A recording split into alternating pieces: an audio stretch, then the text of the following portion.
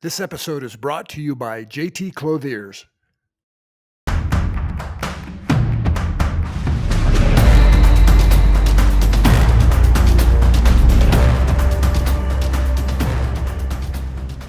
Hi, I'm Chad Hennings, and this is Forces of the Character podcast, where we have conversation about building a life of impact in the pursuit of excellence. I'm excited every week for our guests, but I'm especially excited for this week because one, we break out of the mold of always Air Force guys. We got a Navy guy here this time, but not just any Navy guy. How many of you guys have ever dreamed about being a Navy SEAL? Flying into space as an astronaut for NASA. Now being able to interact and represent those that received our nation's highest medal, the Medal of Honor, as the president, CEO of the National Medal of Honor Museum Foundation. Well, our guest this week, Chris Cassidy, has done all of that and continues to serve. And Chris, thank you so much, bud, for being here. I am honored that you're here. As am I, Chad. Glad awesome. To be here. Yeah. Well, let's just, as we kick off, let's find out a little bit more about who Chris is. Give me a little bit of background about your family life growing up. Where'd you grow up, and kind of high school, maybe some of your influences as a young man? Yeah, absolutely. I grew up in a small town in Maine, modest kind of home. One younger brother, 3 years younger, same birthday actually. We makes it easy. We vowed as young guys we don't exchange gifts, so boom, that makes it easy. But yeah, we always had a ball in our hand of some kind wherever we went. Football, basketball, tennis ball, wiffle ball. He and I made up our own games if we were traveling and playing in the lawn of the hotel or our own backyard. To this day, if I told my brother to run a stick third bush route, he would run the perfect route and I'd hit him, or vice versa. But that was just kind of part of our upbringing. And I think sports is so fundamentally, it gives people so much, and it did for me. Made me understand and appreciate teamwork, being a good teammate, being a good brother, having a good brother, and just kind of enjoying that. In a small town, everybody could play any sport, and maybe it was a generational thing. I don't know how it was in your high school, but in mine, like, you played football or soccer in the fall. Friday ends that, and Monday you start basketball. You do that, and then some other Friday in the spring you stop basketball and start baseball.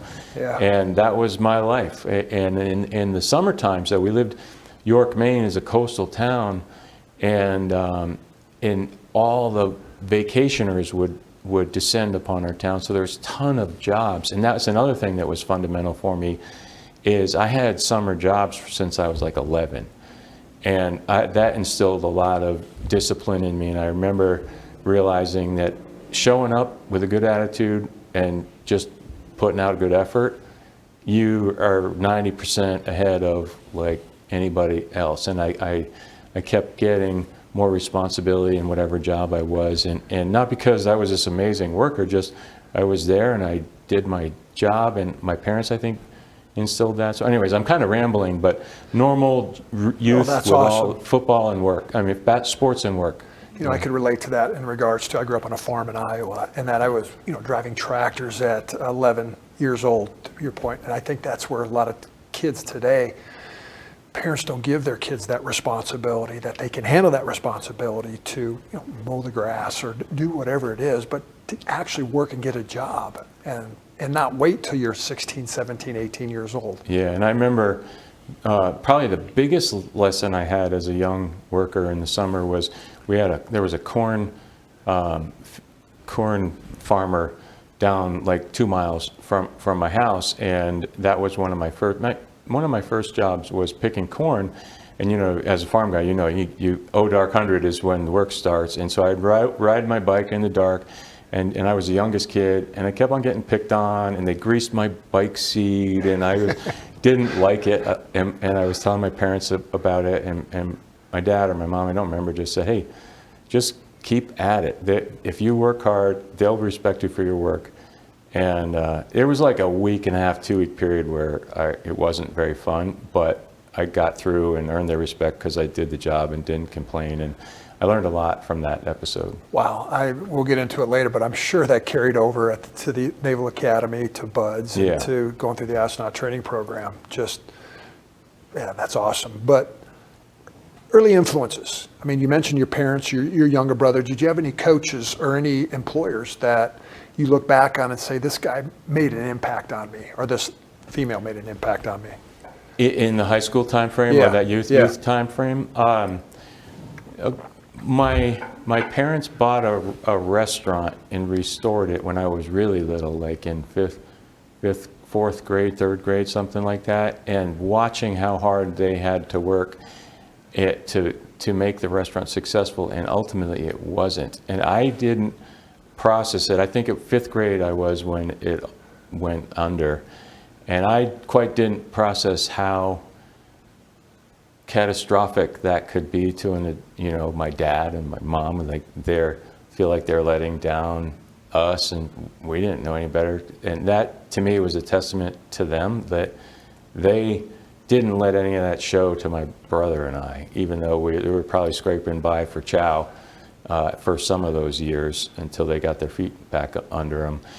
In terms of sports, when I was not quite in high school, like junior high kind of time frame, there was a guy who, he was probably in his mid-20s, but he coached basketball for my little cohort of guys. And he expected a lot. I wouldn't classify him as the best leader I've ever had, but he was very formative for me, because it just put in my mindset, people will deliver to what you expect. And as just a young, whatever, 7th grader trying to shoot better free throws. But he helped us understand that we could be better in a positive way. Yeah, so that was all pretty good. Yeah, I appreciate that as a leader. You're helping those under your purview to see something in themselves that they can't see, what they can be, and allowing that individual to see that mission. I think that's one of the key elements of any sign of a great leader. That's awesome. Why the Naval Academy? What prompted you to want to go to the Naval Academy? Yeah, for any West Point viewers out there, I sort of apologize for this, but you remember the guidance counselor's office back in the day, the pre-internet version of searching for schools, where you flip through the books and there's shiny, glossy things from all different schools, and I saw a picture of the Naval Academy, and I was like, ooh, that looks pretty cool. Buildings were cool. The men and women marching in uniform struck a chord with me.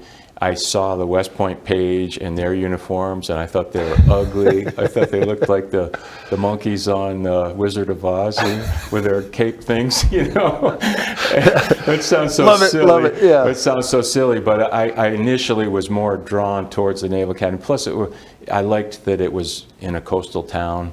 Annapolis was, West Point's beautiful. It's on the Hudson River, but I liked the setting of Annapolis, and so that kind of drew me there. I got a really important story about how I got there, if you want me to share that.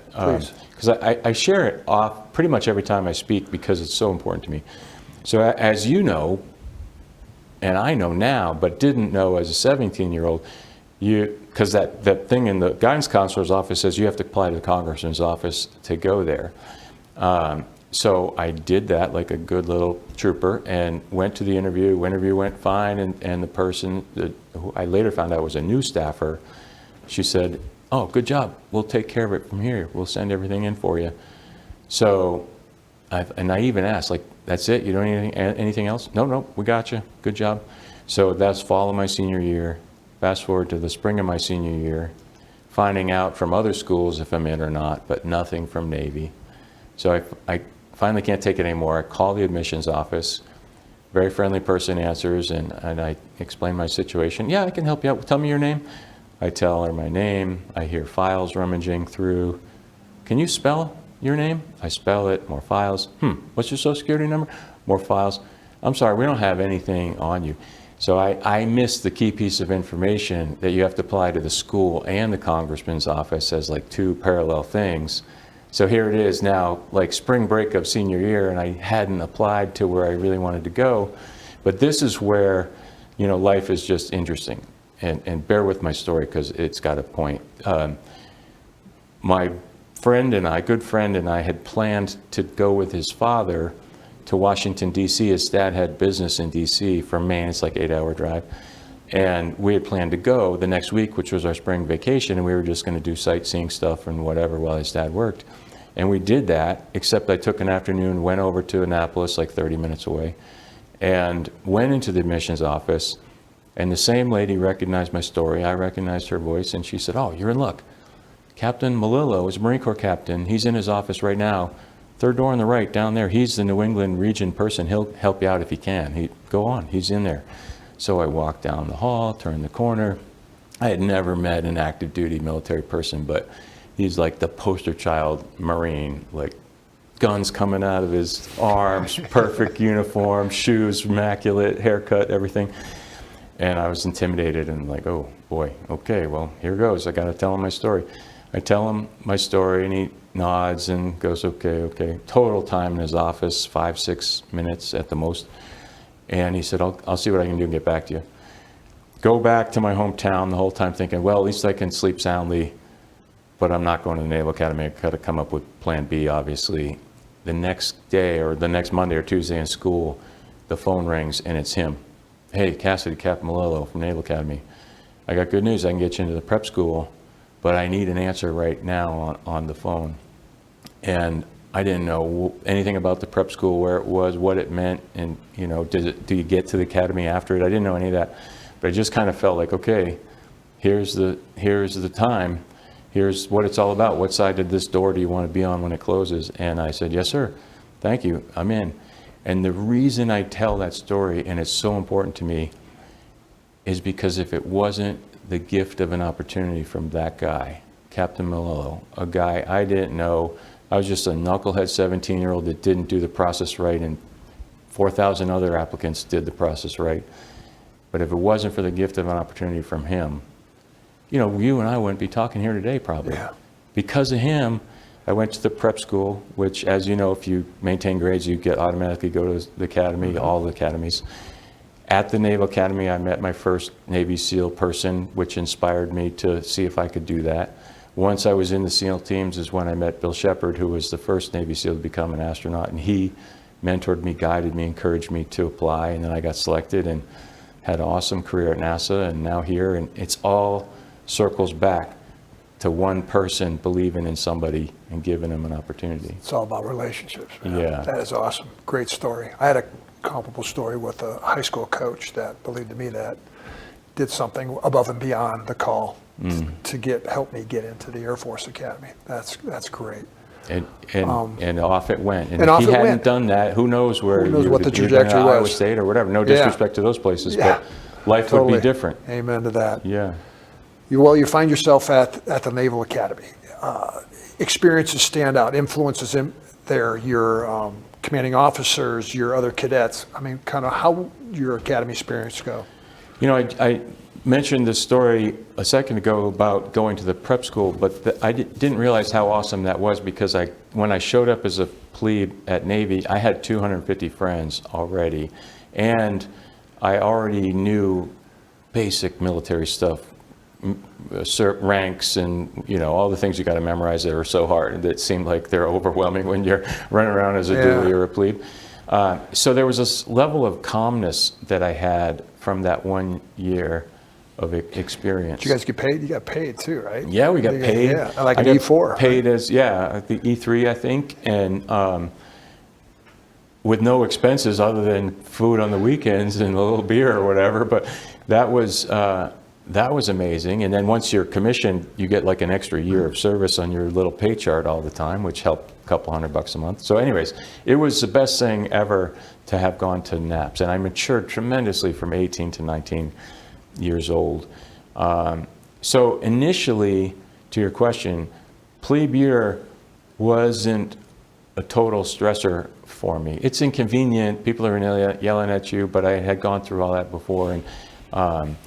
And so it allowed me to kind of help some of the my company mates that were right out of high school that were a little adrift in those first couple months of school. And so that was a huge learning thing for me I remember thinking, wow, I would have been just as clueless as this guy, if not more, had I not had the year behind me. I'm curious, as you share that story, did that potentially, your sense of empathy for your classmates come about because of how you experienced when you were that 11-year-old little kid, when people were picking on you, how created that sense of empathy to help others around you because you went through that negative experience? Maybe so. I never actually gave it thought like that, but I think you're probably right. I never have enjoyed seeing people flounder, or it's always a lousy feeling if you can help and you can't, or if you have the ability to help but you're unable to, or for some reason you miss the opportunity to help out. And so I don't ever like to have that feeling. And I remember thinking, hey, I can lend a hand. I've got a spare, remember in freshman summer, I got a spare 30 seconds I can help here with this.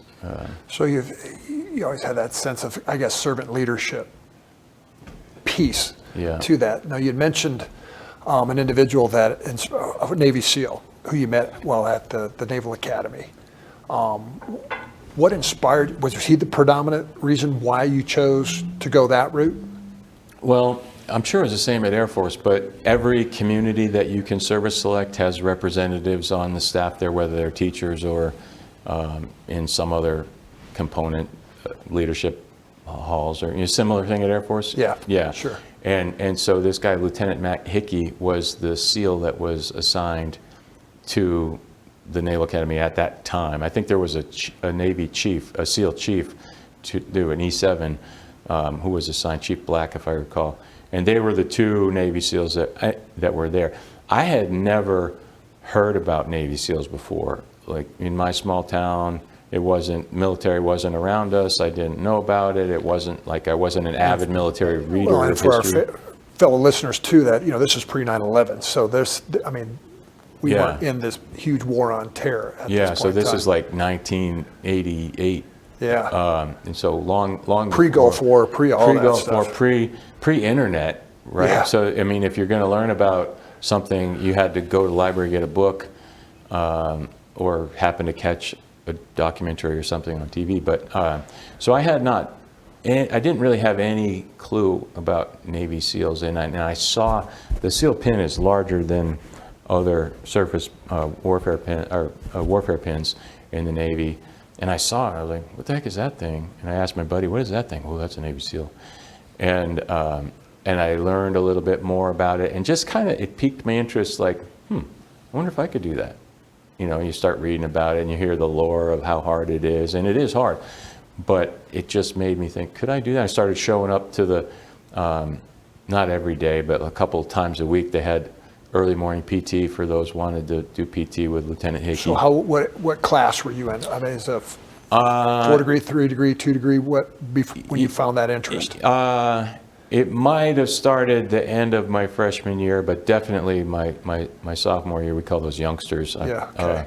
And then by junior year, I was all gung-ho and doing everything to do the prerequisites to select it the next year. And in the summertime between your junior and senior year, it wasn't mandatory then, but it was pretty much, you really needed to do it if you wanted to be competitive to get a slot, was to go to what we called mini buds. It was like a month. Was that a summer program? Yeah, then? Summer program. In fact, several Air Force Academy guys would come and do that. Yeah.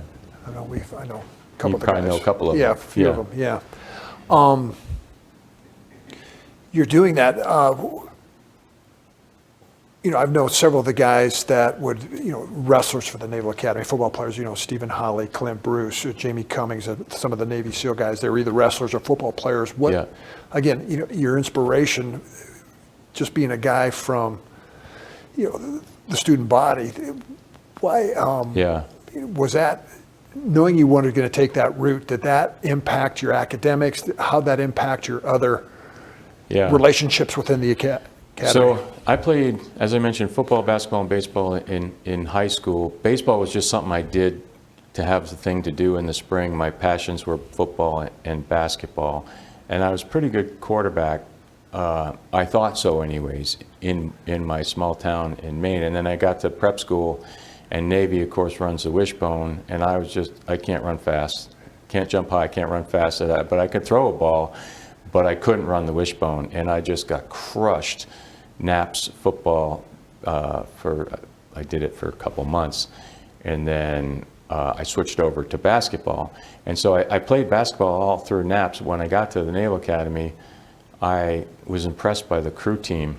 So I rode crew for a little bit my freshman year, but I didn't really have other than fitness, it wasn't like a burning passion, and I thought, I don't know if I want to do this for 4 years. I'm just going to do intramurals. So I shifted and just did intramurals the whole time. And that, to your point, that did give me a lot more time to study, and because as you know well, being a D1 athlete is a whole nother enchilada on top of school. I've already what you already have. Yeah.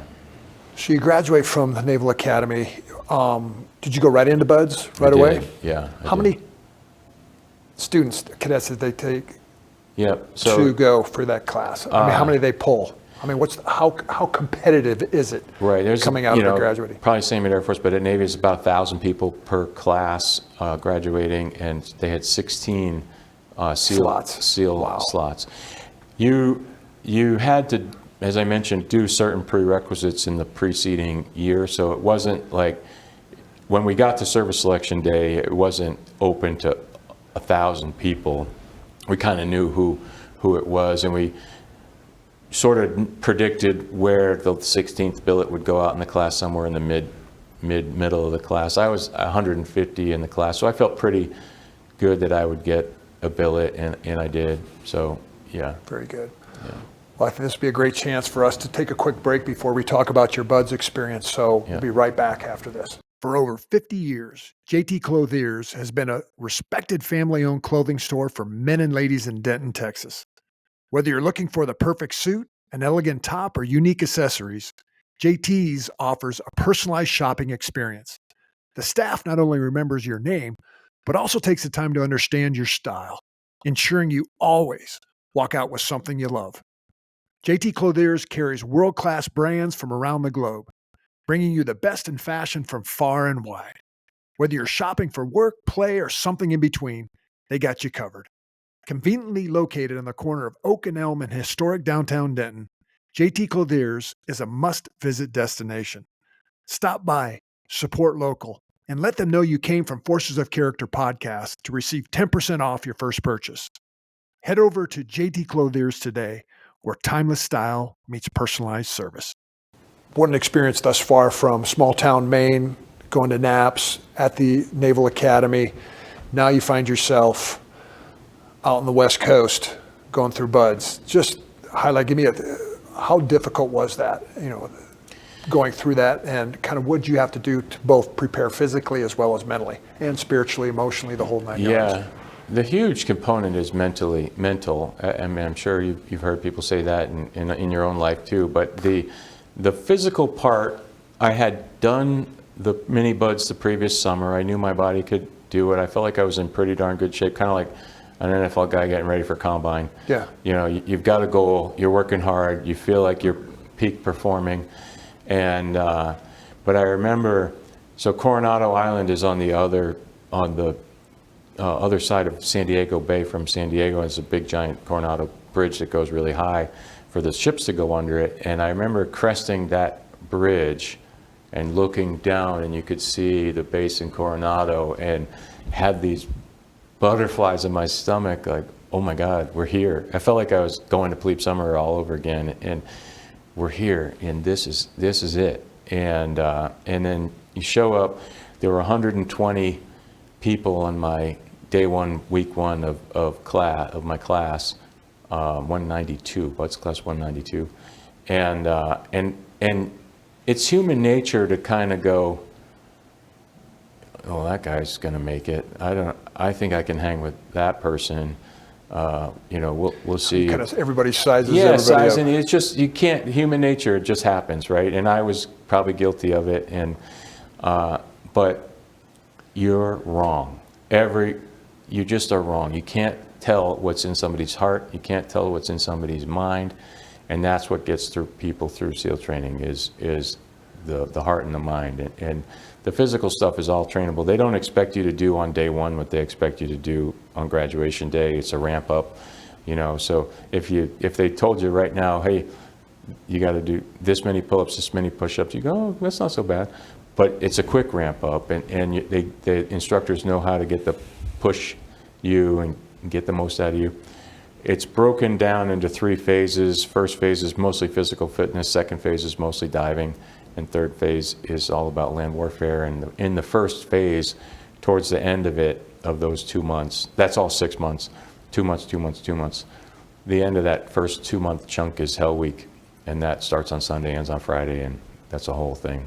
So most attrition happens in that first phase. It really does. I mean, if you make it through phase 1, other than potential injury where you may have to go back, most guys make it post phase 1. I would say that's true. You do get an occasional person that's like, you know, it's not for me anymore or whatever, but that's very rare. Yeah. It's usually injury post Hell Week that washes somebody out. Yeah. I read that you were honor man.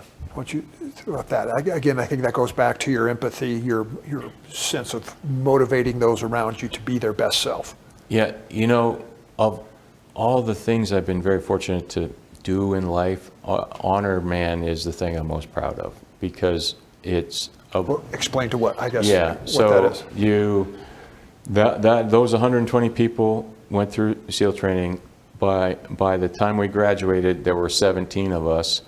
Our class picture has about 39 or 40 people in it, because if you get hurt later in training and you're performing well, you can be reinserted as the next class comes along. So we picked up a handful of folks along the way. But of those people I went through training with, it was voted on by the instructors and the students, my peers, on who the top graduate was. And I didn't expect it. I was a good runner, a decent swimmer, and, you know, and one of the officers in there, but, you know, there was a ton of good athletes. And so there's more to it than just your PT scores and things. And it was very humbling when I learned I was going to be the honor man, and to this day, it's the thing I'm most proud of. That's awesome. That's awesome. What is the SEAL saying? If you want to go fast, go alone. If you want to go 2 by 2, maybe I'm off. Oh, I don't know that one. Yeah. The only easy days yesterday. Yeah. Go Well, anyway. slow as smooth as fast. Yeah. Yeah. But no, it's just the SEAL. I guess all Spec Ops. The mentality is that it's like being a fighter pilot too. It's you got to take care of your wingman. It's never a solo aspect. You may be the best athlete out there. You may be the best of the best from a physical standpoint, but when it comes down to mission accomplishing the mission, it's team. So it's your lowest common denominator. You have to be better than your lowest common denominator. That's I guess the point that I'm trying to make. Now you're Navy SEAL. You're out and in the active. How much, you know, did those experiences, you know, again growing up in Maine, you know, early work experience at the Naval Academy, those certain aspects of resiliency, of commitment, carry over with you now that, you know, now you're on active duty, now you're doing it. Any life lessons that from that earlier period kind of carry over and you had that light bulb moment where, this is, you know, I get this now that you're a leader in the SEALs? One specifically, it came out of Hell Week actually. I mentioned Hell Week's Sunday to Friday, Wednesday, of course, in the middle of all that.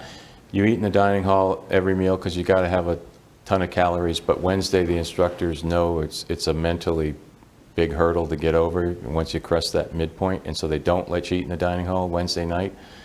And you get an MRE, and you're sitting on the beach, and you're freezing. Your cold hands can barely open the MREs. And we were doing that, and I was sitting there, and I remember my feet were in those small waves, my bottom in the mushy sand. We're sitting hip to hip as a class, staring at the sun disappear over the ocean, you know, the sea on the horizon. And I wasn't thinking about quitting, but I was like, man, this is just not fun. And I was feeling really sorry for myself, kind of, you know? Yeah. And my buddy sitting right here, Don, He was an E3, but we'd known each other the whole training time, and we knew each other. All of us knew each other really well, and he must have looked at me and he saw the 1,000-mile stare of sorrowness, and he probably said something, but I remember him putting his hand on my forearm, and I looked, and he goes, "Are you good?" And that was it. That all it took was that moment of, okay, there's my buddy. We're in this together. However miserable I am, he is too. However cold I am, he is also. Together, we'll get through this. And that was a light bulb moment for me. Like, okay, you get through hard times together. Like, you don't get through SEAL training alone. You don't get through life alone. You don't get through cancer alone. You get through those tough life events with people that you love and people that love you. And that, I wasn't thinking the word love in that moment with sand all over our face and him soaking wet, but it wasn't a romantic it moment. wasn't a romantic bromance, but it was like, I got you, Don. I'm here. Yes.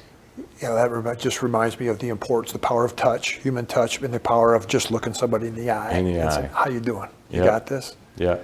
And that connectivity, I mean, there's something that the brain, it just clicks. Now when you're in the active teams, any defining missions that stand out to you, along those times where it's like, man, life lessons learned or reinforced? So in my first 4 years in the SEAL teams, I drove underwater vehicles called SEAL delivery vehicles. It's a flooded 2-man submersible, about 20 feet long.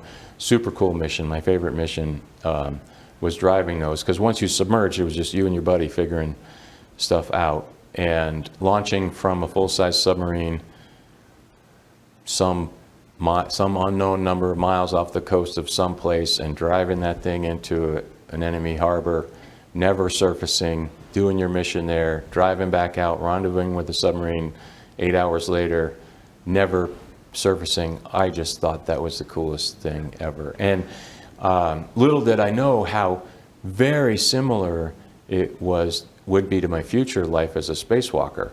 In a submarine, you're in a comfortable place where you're living, and you want to go into the hostile place that wants to kill you. You got to put on special clothes, open valves, open doors, and go to the ocean. And in the space station, it's the same process, just instead of going into water, you're going into the vacuum of space, and you're put on special clothes and open valves and open doors. So I really, really loved that. The other missions that stand out were the early deployment to Afghanistan post 9/11, like in the 2 weeks after 9/11, and we can get into that if you want to. Kind of before we do, one of the things that I'm sure, having had experience in being in a locker room through athletics or being in a fighter squad, the culture is so important. You as a Navy SEAL, well, we'll get into that here, but how did you guys maintain culture within? Because how long, if you went to a team, how long did you stay in there? Maybe do you transition to another team, or you moved up? How do you guys maintain the culture of who you were? Officers in the Navy and SEAL teams also rotate about every 2 years. The enlisted guys in the SEAL teams tend to stay a little bit longer, so they have more longevity at the individual team. A team is commanded by an 05. It's about 250 people, kind of like a squadron. Sure. And then as a young officer, I came in and was an assistant platoon commander, and then 2 years later fleeted up to be a platoon commander. And then I went away to graduate school. Those were all driving underwater vehicles. Went away to graduate school and came back to SEAL Team 3 was a SEAL platoon. Instead of underwater focused, it was a regular SEAL ground team. And the culture part, I always found interesting. I watched when I was a brand new ensign, one particular lieutenant, 03, try to be too buddy-buddy. Like, I think he thought that, this is the Navy SEALs. Everybody calls everybody the first name, and everybody's a drinking buddy, and everybody's, there's no discipline. It just, everybody's hardcore. And it just didn't work. And I remember thinking, okay, we're in the SEAL teams, but you're still an officer in the United States Navy. there's good order and discipline keeps the culture. You don't have to be a weenie about it, but people in the organization need to know who's in charge in a good way, in a positive way, right? If everybody's in charge, no one is. And keep the culture such that people feel like they can provide input easily, but ultimately it's the senior enlisted and the officer in the platoon that's going to make those decisions. And that is not easy when you're with a group of SEALs. It's like thoroughbred racehorses, right? Bunch They of just alpha want to males. run. They just Yeah. want to run fast. Well, and I'm curious too, as a young officer coming in, how did you earn the respect of those enlisted that have been there, maybe 8, 9, 10 years, that they're hardened, hardcore guys? Well, it goes back to that 11-year-old kid experience? Yeah, I had an amazing chief and then senior chief, Mike Slinger, in my very first SEAL unit. And he was so good at organizing the enlisted guys, but then also explaining to the young new officers why we're doing certain things. Okay, the guys need you to do this now. Or So were these one-on-one conversations? Yeah, that he one-on-one had you off? conversations. The guys need to see you doing this, or hey, we're going to go out for a beer. I suggest you come for one and then bolt. And it's just stuff like that. Really sage advice on how to conduct yourself as a young officer and not get led astray by what you think the answer should be. Yeah, i.e. your former lieutenant that tried to do it the other way. Yeah. I just see a lot of crossover with that in corporate world, where you may be a new vice president coming into a division where you don't have the experience. A lot of those underneath you, similar way how you earn their respect, along the way. And I think acknowledging that experience exists, and hey guys, I've never done this before, you have. This is what I'm thinking, you tell me what, whatever works for that situation, yeah. Collaboration. And sometimes, it's interesting, the speed of decision making, right? Sometimes the situation doesn't allow for a lengthy conversation. Sometimes you have all day, 0 knots, 0 altitude, you can talk till you're blue in the face. But other times, you need a decision now, and whether you're 80% right, who cares? Let's just go, and then we'll figure it out later. Yeah. Yeah. Now, 9/11 story. The towers come down. Yeah. So our SEAL platoon, SEAL Team 3 Echo Platoon, we were gearing up for our 6-month deployment around Thanksgiving time of 2001. So I don't know how it is in the Air Force, but in the Navy, you're together as a unit for about 2 years. The first 18 months of that period is unit training, individual training, and then training with other units, and then it culminates with the 6-month overseas deployment. That's the SEAL team cycle, Navy cycle too. And so we had done all of our pre-deployment training. We were wrapping it up at the end of August 2001. Guys are getting ready to go and take some vacation before a 6-month deployment, and boom, 9/11 happened. So that morning, remember, it was like 9 o'clock Eastern time, so it was 6 a.m. in California. I was in the shower getting ready to go to work, and got out of the shower and saw the TV and thought, okay, well, this isn't going to be a normal day at work. And we packed all our gear, thinking we might leave right away. Well, it took a while for all the logistics to sort out. We left about 2 weeks later, in Kuwait first, and then Oman, and then right into Kandahar, Afghanistan. Wow. Yeah. And then life happens.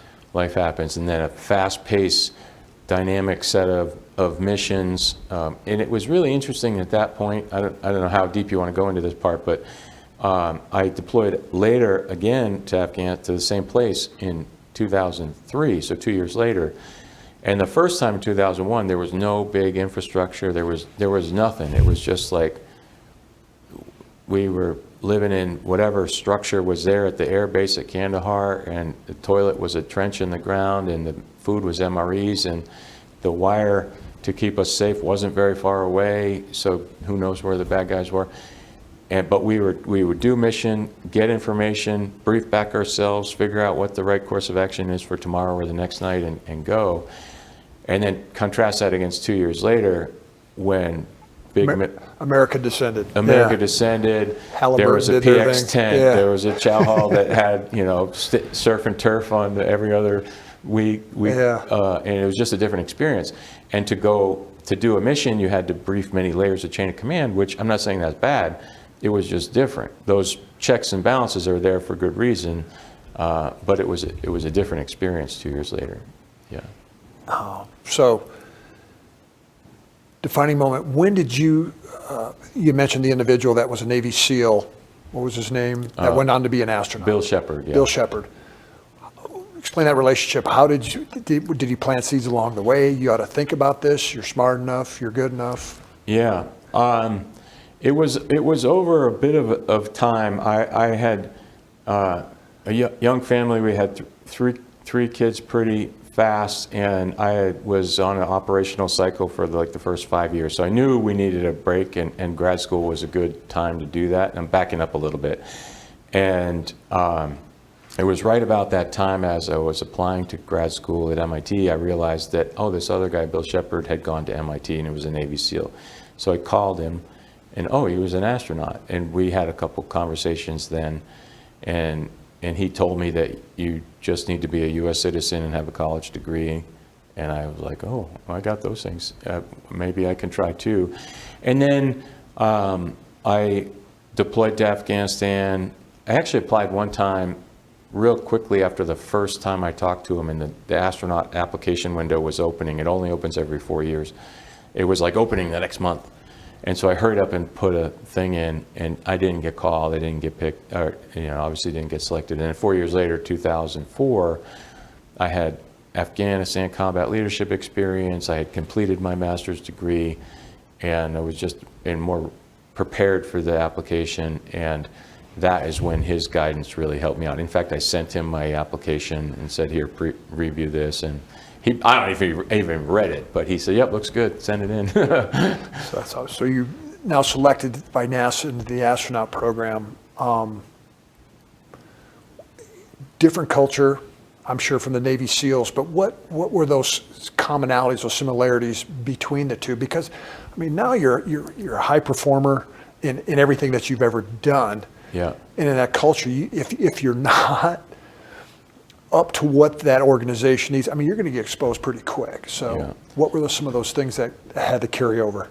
Immediately, right away, it was a bit of a challenge for me mentally, because I was very used to in the military, like the senior NCO sitting right there, a meeting happens, the commander goes, hey, make that happen.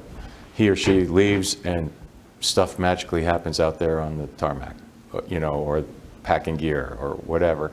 And I got to NASA, and it's a much more flat organization, with lots of mid-level leaders. And again, not bad. It's that way because it works in that culture.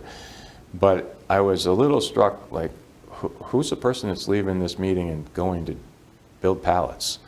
I'm using that figuratively. Yeah, sure. But and so I wasn't used to the organizational model right away, and the fact that people sitting on the outside chairs of the conference room are expected to chime in and talk, and whereas you've probably been in military meetings where that E5 or O1 better not be the one voicing his concern to the general, right? Like, it's just not appropriate. But so that was some dynamics there. But once I got more seasoned as an astronaut, I realized that even though at face value the two missions, Navy SEAL, space flying, are different, and fundamentally they're the same. It's a small group of people trying to accomplish a risky mission with the support network of a giant machine behind them. Military, the machine is comms, intel, logistics, Sure. all the stuff. At NASA, it's the Mission Control Center with the government engineers, and then a whole cadre of contract technical smart people, both in our country and others, our international partners, supporting the crew in the spacecraft or supporting the SEAL platoon. So about risk management, about balancing risk versus mission success, when to push and when to not, right? Like in football, now everybody punts, everybody goes for it on 4th and 4, but in your day, you punted on 4th and 4. Yeah, but right. What's the rationale, and what goes into that decision on when to push hard and when to lay up, And that was something that I grew to appreciate more and more and more. the more time I had at NASA. It's a great time. We're going to take another quick break, and we'll be right back. Well, we're back, and Chris, now as an astronaut, you've flown both shuttle missions as well as the International Space Station mission, where you're much longer at space. Just briefly, just what was the difference between the two? You did multiple spacewalks, and you kind of talked a little bit about that earlier regarding, missions. You're underwater driving the underwater submersible. Yeah. What were some missions that kind of stuck out to you between? Well, there's a whole lot I can share, but so shuttle missions were what we call short duration, 2 weeks long and maximum in length, driven by how much oxygen it could fly up in the vehicle. And then if you go to, our shuttle mission went to the International Space Station, delivered components to make it larger, but we didn't live there. And then when I was up there for 6 months, I was on board for 6 months. And the difference is, and this kind of goes down to like this feeling of ownership of something. On the shuttle, visiting the space station to me felt like we were going, if your family took a vacation and you had an Airbnb and you're at an amazing resort Airbnb, you don't care so much about the maintenance cycle of the hot water heater or how neat and tidy the cables are in the stereo system, or those things. That's the owner's problem. You're just going to use this amazing thing and go back home. Whereas when in your own house, you care about everything being maintained perfectly. You care about the weeds in the garden. And you have this pride of ownership, and you can walk by some fan or the air conditioner and hear that. It doesn't sound normal. That's what I learned. I grew into, and I didn't anticipate how cool this feeling would be, being on the space station and felt like it was my house. Like I knew the noises, I could tell, probably like in your A10, if it didn't sound right, you knew instantly it didn't sound, you didn't need some gauge to tell you. And that feeling was a super, super cool feeling. Like, whoa, okay, I'm here. This is our house, this is us, and we're representing the United States of America on this thing. And you're out thousands of miles, in space by yourself. If you don't make it happen, you're not calling a plumber or an electrician to come out in and fix it. It was up to you all. And spacewalks are amazing. Your first launch is amazing. Re-entry is amazing. There's so many cool aspects of it. But just looking out the window, it never gets old. You see the Earth below you. You feel like you're just a small part in this big thing where we're 8 billion crewmates on spaceship Earth. Not to get too weird, but you feel like this sense of smallness. Yeah, you mentioned looking out the window. Just want to digress here very briefly.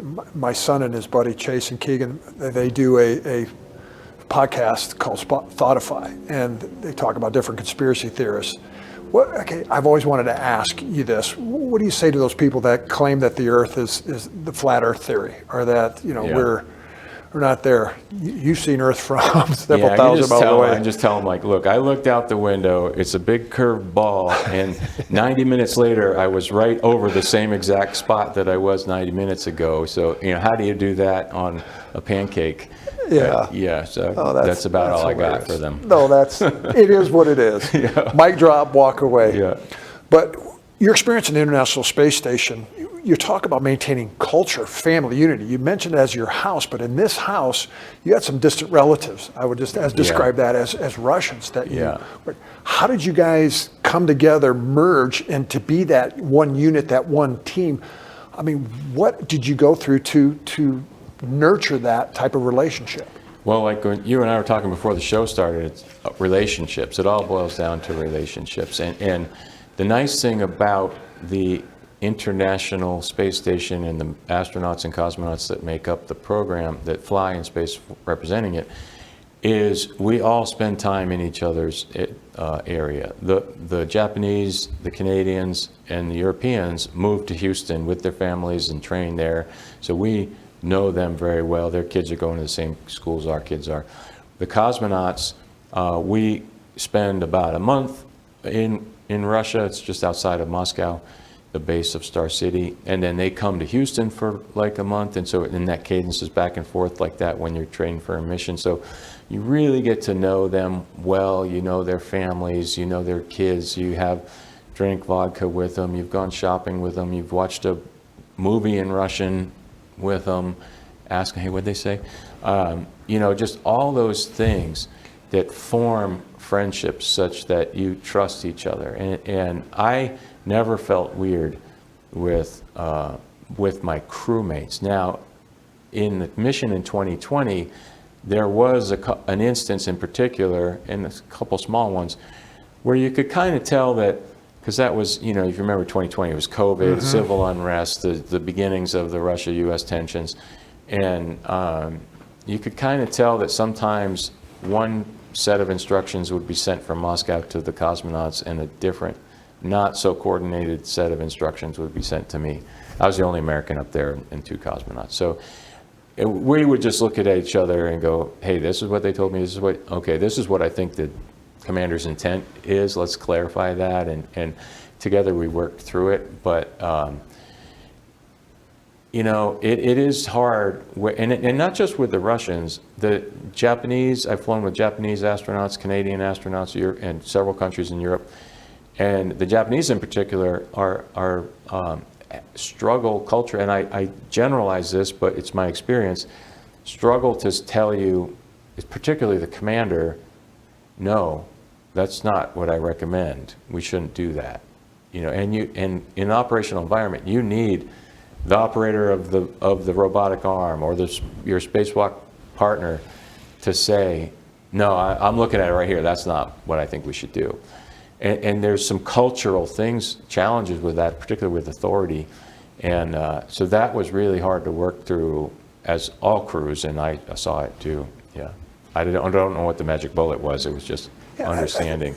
That's why it's an aspect of, I guess it always comes down to how do you establish trust? Mm-hmm. How do you establish trust? You know, and crossing that cultural divide is, I can see challenges, but where we'll kind of go to the interview now, or the conversation now, is it's looking inside of you, who you are as a person. You know, and that's a great segue to, you know, what I want to ask you. I ask all my guests, you know, from an identity perspective, and I define basic identity as, you know, what is that filter for you, Chris, that you pass your thoughts, your words, and your experiences through that provide meaning, purpose, and impact in your life, identity. Mm-hmm. Who is Chris? You know, that's a great question, and I've always thought, when I was on the astronaut selection side, not the applicant, but the selection side, it's like, how do you pick from these awesome people, how do you pick 12? It's really hard. And I remember thinking to myself, who of these people do I want to go camping with? Who do I want to drive a cross-country road trip with in the car for 3 days with, you know, only stopping for gas? And that was, I've come to realize, those are people that are good people. The people that you want to be in those close environments with, the people that are fun, but good teammates, and chip in when you need to, empty the trash bag when it's full and it's not beneath them, and that sort of thing. So that's who I aspire to be, as a person that you or any one of the listeners wants to go camping with. And if I feel like if I live every day, did I live up to being a good tent mate, then I did my job. That's awesome. And then, you know, one of the things, you know, as a high performer in particular, I can see as a SEAL and as an astronaut, how did you maintain the balance as a husband, as a father, you know, as a man of faith, of who you are as a person? How did you maintain that balance with your kids, you know, your family friendships, but yet still be able to perform? One of the lessons I learned as a young astronaut in the cockpit simulator, I forget who said it, but it was, there's nothing more important than what you're doing right now. And I was like, well, that's an odd thing. But the more I matured and the more I thought about it, it applies to all aspects of life. Be there, be focused, be present, be attentive to whatever it is you're doing right now. If you're home with your kids and you're playing Barbies, I had 2 girls and a boy, but oftentimes was on the floor playing Barbies. Be the best Barbie player you can be, right? And then you switch and drive into work and you got to go do calisthenics with a bunch of Navy SEALs. Be that best version of you there. And that's one of the things that that for me is important in that life balance. Sure. Is be present and be alert and be active in what you're doing right now. Now you've made, I mean, many people never do make a transition professionally. You've made basically 3. Well, you can go from college student to Navy SEAL, astronaut, now as the president and CEO of the National Medal of Honor Museum Foundation. How has that transition been from, it's basically been in the military to now to running a quote unquote civilian organization? I was intimidated. There's a couple times when I've been intimidated. One was on the flight into Afghanistan, looking up and down this aircraft like, am I capable, am I equipped to make good decisions to keep these guys alive? And I sort of went through this mental gymnastics of getting myself to yes. Another time, opening the hatch of my first spacewalk, like, whoa, am I gonna, do I know all, did I prepare enough?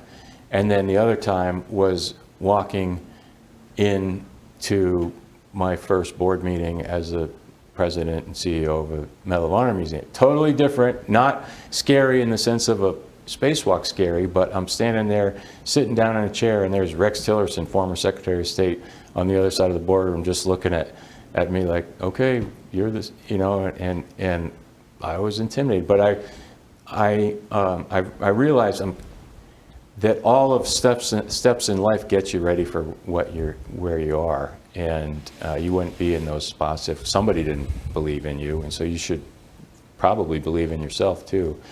And so raising a whole bunch of money to build a building, managing some contractors that are building it, keeping 20 young professionals happy in a day-to-day life when the coffee mess is full, those are all things that are not that hard in and of themselves. And it's all about just getting people to focus their energies together, pull on the rope together. And it's the same stuff, whether the mission is a museum or SEALs or spaceflight, it's just people doing stuff. That's awesome. But one of the special things that you're doing at the museum is your character leadership initiative. Yeah. A good friend of ours, Kevin Basic, Air Force Academy grad, has helped with a protocol or education curriculum that goes out to companies, nonprofits, et cetera, to challenge them to be their best self. When you're representing those recipients of the Medal of Honor, and each and every one of their stories is phenomenal. What are your goals with the museum, with that character leadership initiative? Where do you see how you're impacting our culture and our society with telling those stories? Yeah, we feel like the future of our country depends on future leaders of character, and so helping to create those is our goal. And using the stories of Medal of Honor recipients, courage and the commitment to others, integrity to do your job, is our secret sauce. There's lots of awesome leadership programs out there. Every one of them's got good things, 2 of them, and our little niche of the world is using Medal of Honor stories and inspiring people to bring courage into their own life. Very small percentage of people are ever going to take a course and then end up in the military. Even tinier fraction are going to be in the military on a battlefield, and some minute fraction are going to be in a situation where they've got a Medal of Honor action to decide to do or not. So that's not the goal, but everybody needs courage in some fashion in your life. Do I move across country with my family and take a new job? Do I have this tough conversation with my spouse or loved one or employee or my kid? All of those take different forms of courage, and if we can encourage that and bring into your own life through these stories, then we've accomplished our mission. And that's what I appreciate is it's kind of establishing that foundation of character, of integrity, that when those times arise, like the Medal of Honor recipients, that if you'd asked them prior to, what did you do to prepare to receive your Medal of Honor, to your particular mission, they would have, I thought in the moment, I reacted in the moment. It was muscle memory, bang. And then that's what I can see you're trying to establish those character traits within an individual that it's a muscle memory, that when I do face those times of coming to that crossroads in life, I'm going to be able to make the right decision. And I applaud you for that. That's the reason I do this. Yeah. This podcast is to inspire others that when you come to those crossroads in life, you're going to do the right thing, to be your best self every day. Absolutely. Well said. Yeah, well, thank you. Thank you for that. As we try to land this plane, I did see, though, on from your resume, your Wikipedia page, that you got a chance to fly the 38. That's the one thing you and I think have in common. Oh, we got to both you fly the T-38. You put the seat as low as it can go. Yeah, they stuck me in the back seat, if you can believe it or not, to fly. I had to fly the thing kind of like Bam Bam in the Flintstones. I mean, we can talk about that. We're just in the car and you start pedaling. But no, that was a neat experience. I love flying that thing. All astronauts are required to do a certain number of hours per week for crew resource management, we call it, Sure. but working together on a checklist in an environment that, and I just really, it's one of the things I miss a lot about there is flying around in T-30. I had 1,100 hours in there, and I wish I could do 1,100 more. Yeah, if there was one aircraft that I would have for my own personal collection, to be a 38, just to roll that baby 720 degrees a second, man, that's awesome. Well, brother, I appreciate you coming on. I just want to be an encouragement to you. Keep on keeping on. You're doing great things. You've always done a lot of great things, but I think the mission that, God has put you in the position right now, you're going to have more an impact on our country and our culture where you are right now than everything else you've done prior up to this date. So keep on. It's an honor to be here with you, Chad. Thank you for doing what you do. Appreciate that. Thank you. So if you've liked what you've heard here, I just want to encourage you, follow us on social media, or go to my website, chadhennings.com, to learn more about what we're trying to do with this podcast. I appreciate you, and I want to encourage each and every one of you, go out today and be a force of character.